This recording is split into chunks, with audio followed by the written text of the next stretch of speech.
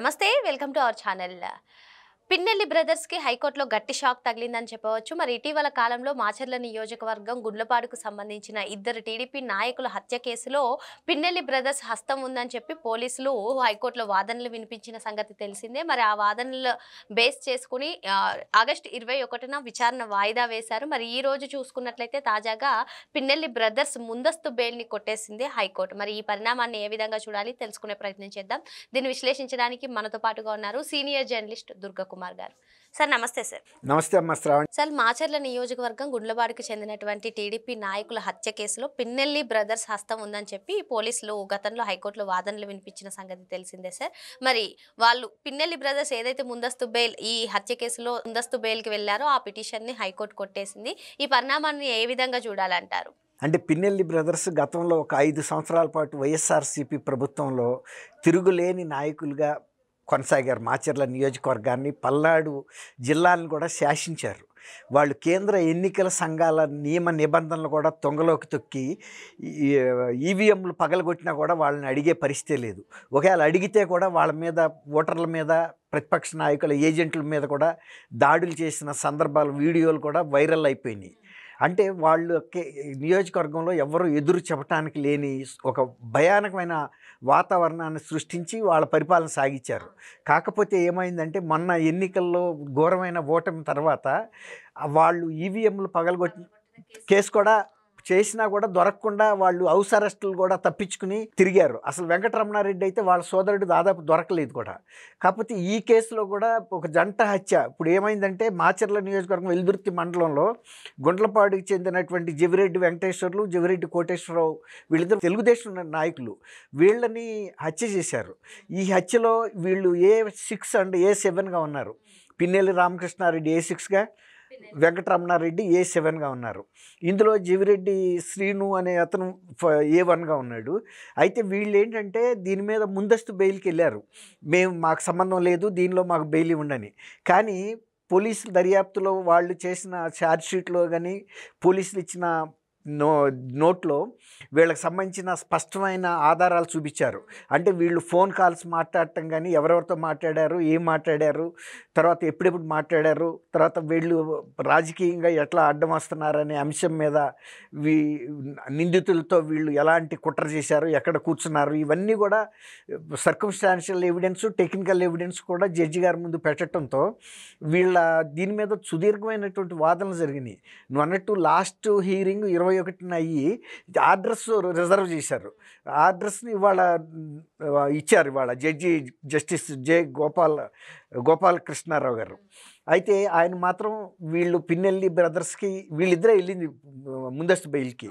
వీళ్ళకి సంబంధించినటువంటి ఇందులో ప్రమేయం ఉన్నట్టు స్పష్టమైన ఆధారాలు ఉన్నాయి కాబట్టి ఈ కేసులో వీళ్ళకి ముందస్తు బెయిల్ ఇస్తే వీళ్ళకుండా పలుకుబడితోనూ, అధికారంతోనూ, డబ్బుతోనూ ఈ ఇతర సాక్షుల్ని, తర్వాత ఇతర నిందితుల్ని కూడా ప్రభావితం చేయగలుగుతారు.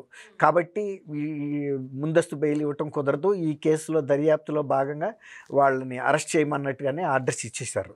ఎప్పుడైతే ముందస్తు బెయిల్ ఇవ్వలేదు అంటే పోలీసులకి ఫ్రీ హ్యాండ్ ఇచ్చినట్టే. అంటే ఇప్పుడు పిన్నెల్లి బ్రదర్స్ అరెస్ట్ అయ్యే అవకాశాలు ఉన్నాయంటారా? ఖచ్చితంగా అమ్మా. ఇప్పుడు ఇది జంట మర్డర్ కేసు. ఇప్పుడు గతంలోనేమో ఈవీఎంలు ఇలాంటివి కొన్ని ఉన్నాయి. అంతకుముందు మర్డర్ కేసులు ఇవ్వని కాదు, అంతకుముందు కూడా ఉన్నాయి. కానీ అప్పుడు జగన్మోహన్ రెడ్డి గారి ప్రభుత్వం ఉంది కాబట్టి వీళ్ళకి ఒక రక్షణ కవచం ఉంది, సహజ రక్షణ కవచం.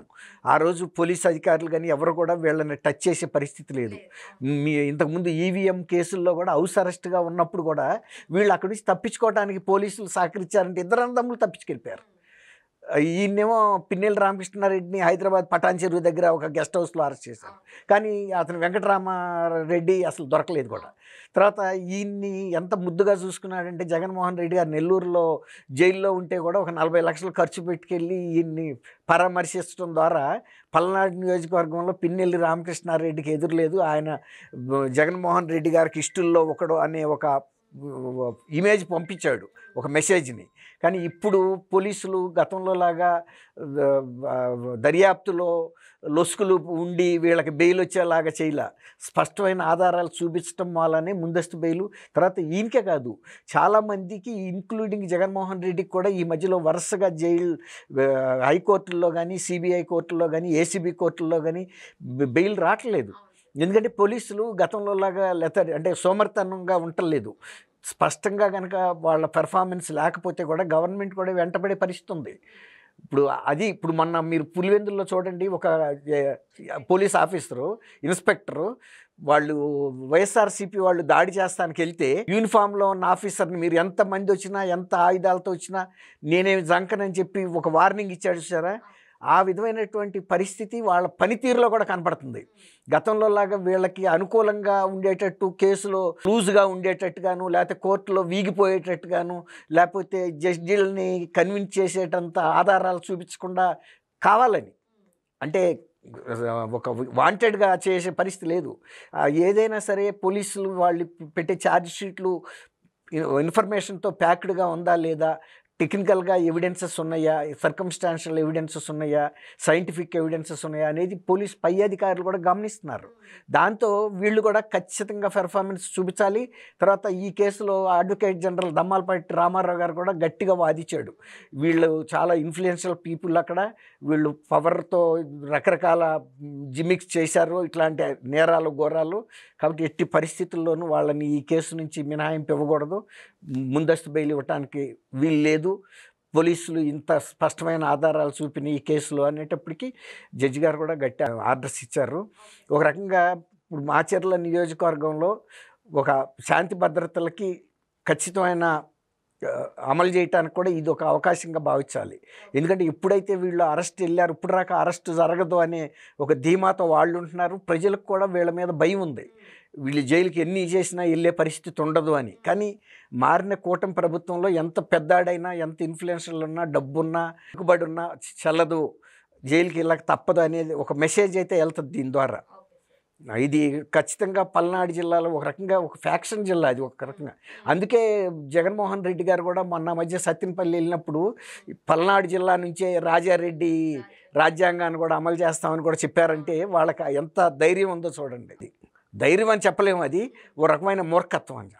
పిన్నెల్లి బ్రదర్స్ పైన చాలా అభియోగాలు ఉన్నాయి. మరి మొత్తానికి ఈ కేసులో వాళ్ళకి ముందస్తు బెయిల్ లభించకపోవడంతో వాళ్ళు అరెస్ట్ అయ్యే అవకాశాలు ఉన్నాయని, మరి ఈ చర్యతో పల్నాడుకి కొంచెం విముక్తి కలుగుతుందని చెప్పి దుర్గకుమార్ గారు చెప్తున్నారు. మరో అంశంతో మళ్ళీ కలుద్దాం. Thank you sir. Thank you అమ్మా శ్రావణి.